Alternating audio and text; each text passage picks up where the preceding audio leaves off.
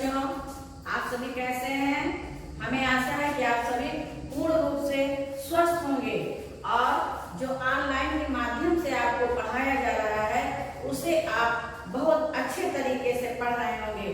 तो आज बच्चों हम कक्षा 3 की पुस्तक यानी आज हम कक्षा 3 के बच्चों को पढ़ाने जा रहे हैं। कक्षा 3 के बच्चे जितने भी हैं वो अपनी अपनी किताबों को लेकर के बैठ जाएं और पाठ 5 खोल लें। अभी तक आपने पढ़ा पाठ 1, पाठ 2, पाठ 3 और पाठ 4।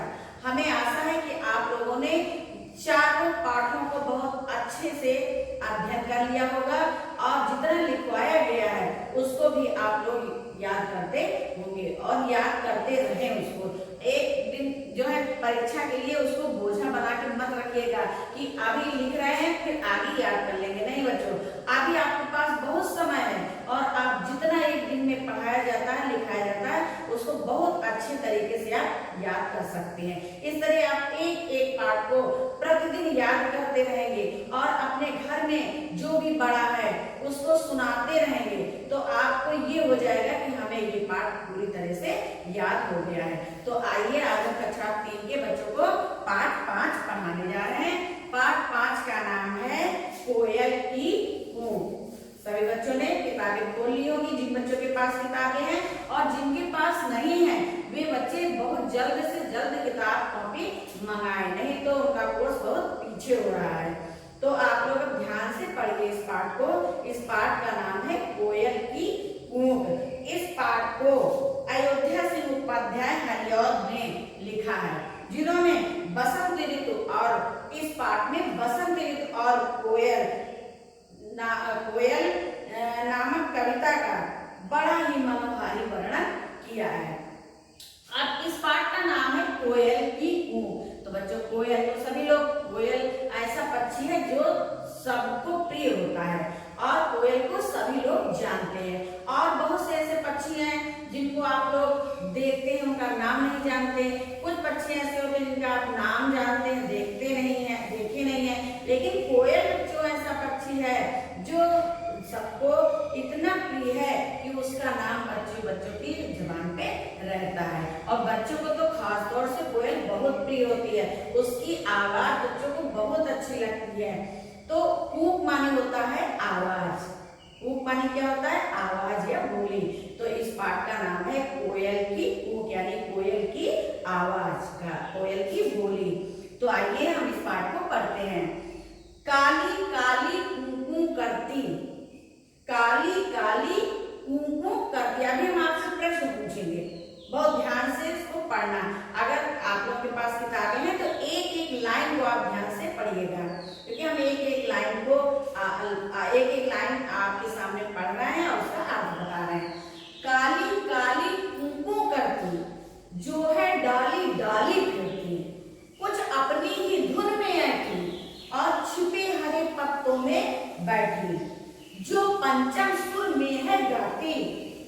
बच्चों, कौन है वो क्या कहलाती है? जिसके बारे में जिसकी इतना बखान सुना आपने, तो वो कौन है? वो है कोयल। उसका क्या नाम है? कोयल, क्योंकि वो काली काली है। कोयल किस रंग की होती है? काली रंग की होती है। और बोलती कैसे?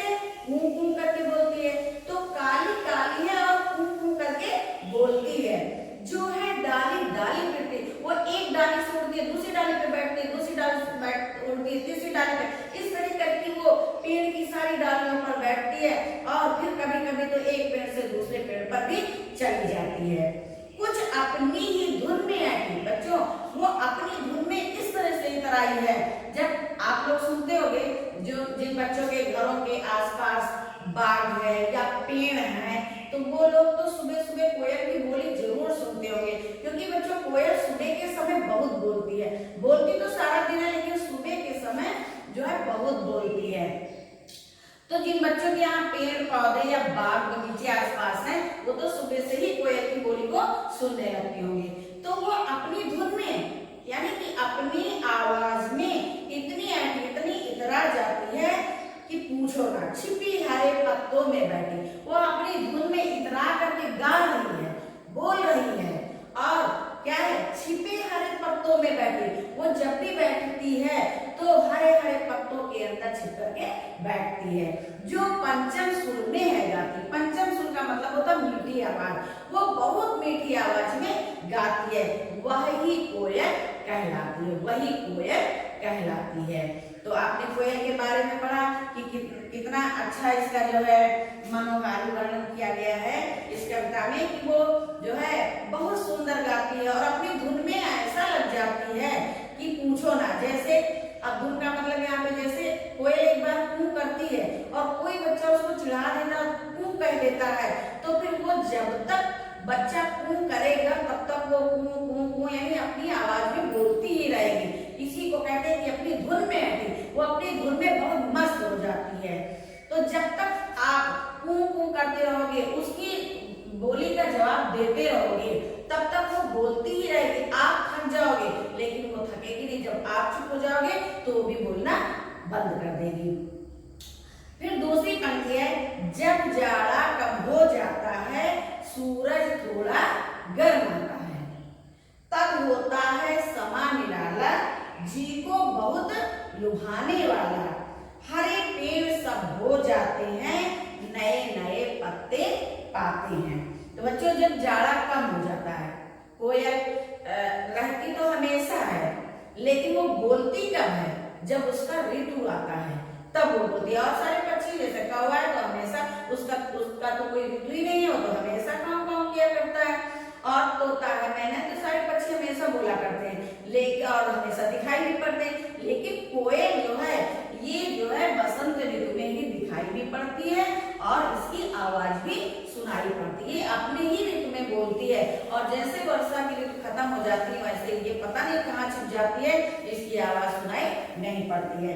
तो जब जाड़ा कम हो जाता है, जब जाड़ा थोड़ा थोड़ा कम होने लगता है और सूरज थोड़ा गर्म आता है और थोड़ी थोड़ी गर्मी पड़ने लगती है, ना तो अधिक ठंडक होती है और ना तो अधिक गर्मी होती है, ठंडक जाती रहती है और गर्मी आती रहती है।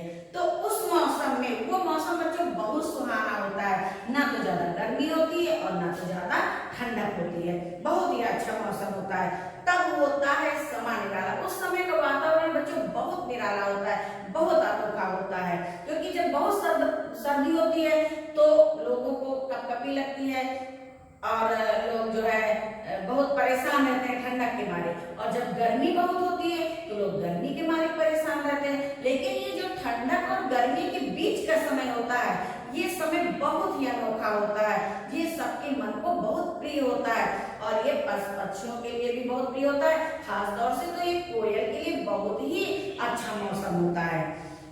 हाँ, तब होता है समा निराला, तब वो जो है समय बहुत ही निराला होता है, बहुत अनोखा होता है, जी को बहुत लुभाने वाला, ये सभी के मन को बहुत जो है आकर्षित करता है, सभी के मन को बहुत अच्छा लगता है। हरे पेड़ सब हो जाते हैं, नए नए पत्ते पाते हैं। बच्चों जब जाड़ा खत्म होता है तो उसके बाद पतझड़ आता है, पतझड़ में क्या होता है, सारे पेड़ों की पत्तियां जो है टूट टूट कर नीचे गिर जाती हैं, पेड़ बिल्कुल एकदम से बिना पत्तियों के हो जाते हैं, सूने सूने लगने लगते हैं। लेकिन जब ये मौसम आता है तो इस मौसम को क्या कहते हैं, बसंत ऋतु। कौन सा मौसम, बसंत ऋतु। ये कौन सी ऋतु है, बसंत ऋतु।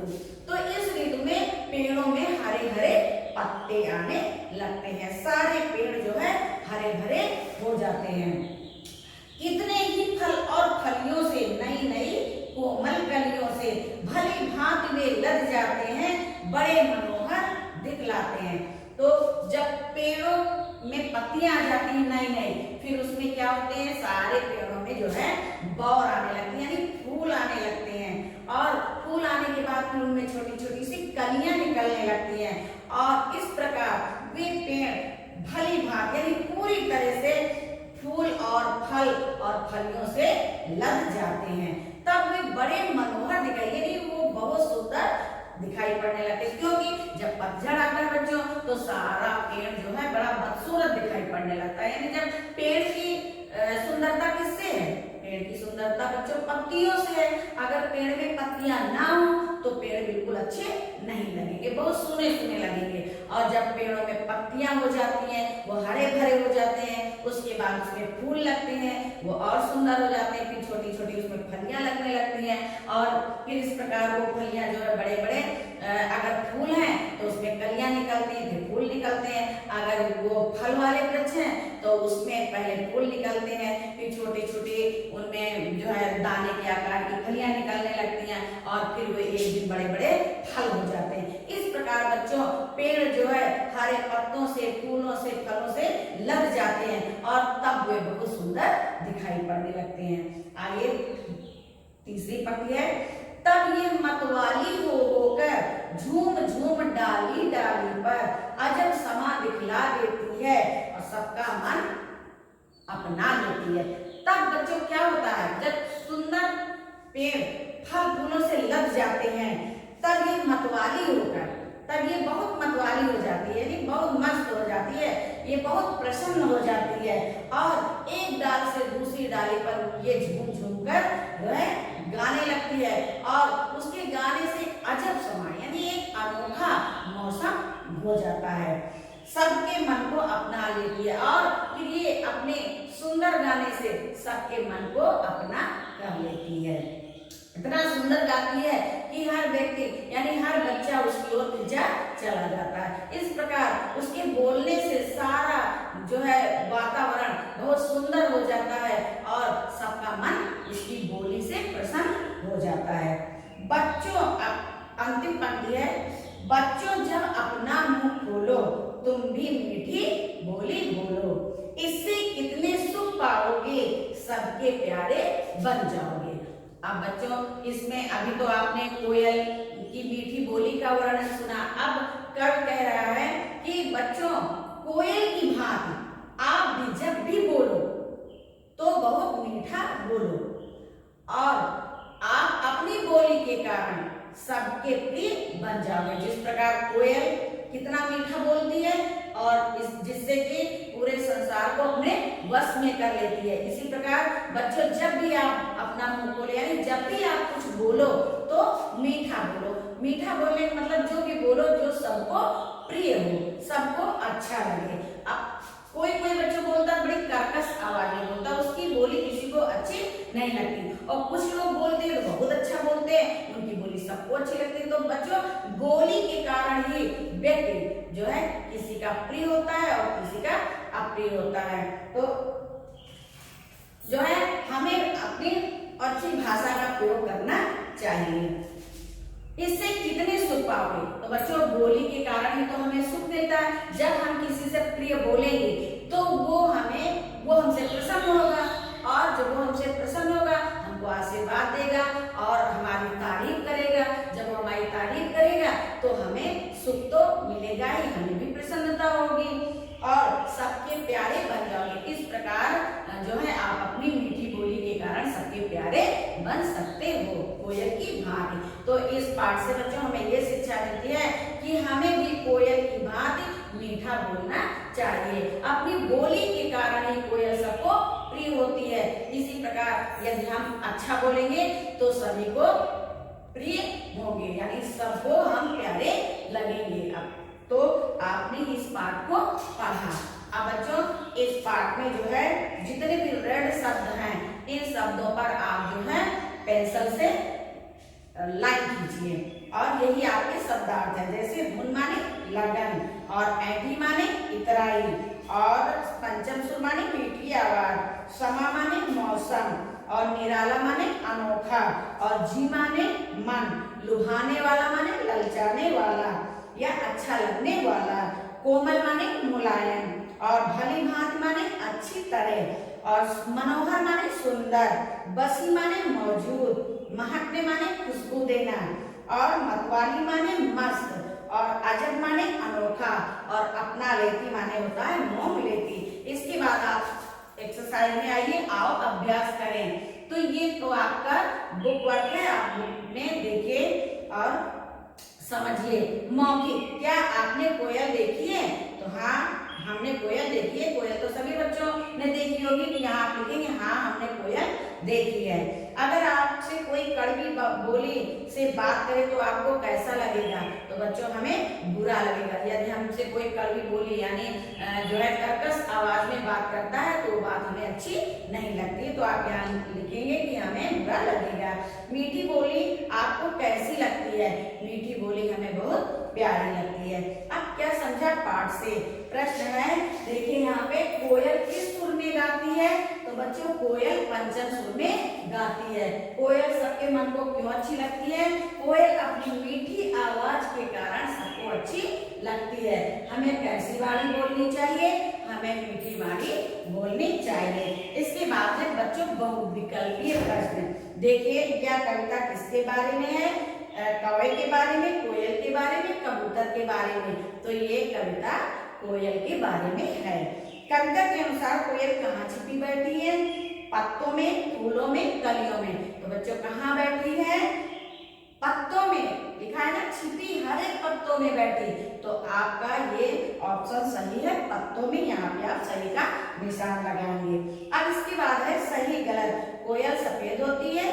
नहीं, कोयल काली होती है, तो यहाँ पे गलत में सही का निशान लगाओगे।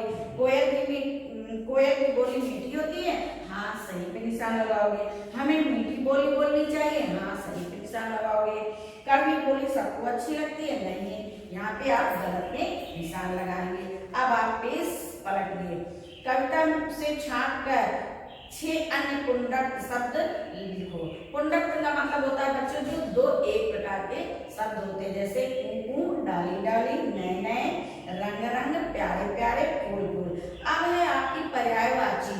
पर्यायवाची आप फूल की पर्यायवाची क्या है? पुष्प और सुमन से मिलाएंगे। सूरज की पर्यायवाची है सूर्य दिनकर को आप सूरज को मिलाएंगे सूर्य दिनकर से। और पेड़ की पर्यायवाची होती है वृक्ष पादप, आपको पेड़ को वृक्ष पादप से मिलाना है। हवा की पर्यायवाची होती है पवन वायु, आपको हवा और पवन वायु से मिलाना है। डॉली का मतलब होता है शाखा टहनी, आपको डाली को शाखा टहनी से मिलाना है। ये बच्चों आपका पाठ 5 आज समाप्त होता है। इसे बहुत ध्यान पूर्वक एक बार इस कविता को पढ़िएगा और कविता को याद करिएगा, फिर उसके बाद आप अपनी एक्सरसाइज को भी याद करिएगा। धन्यवाद।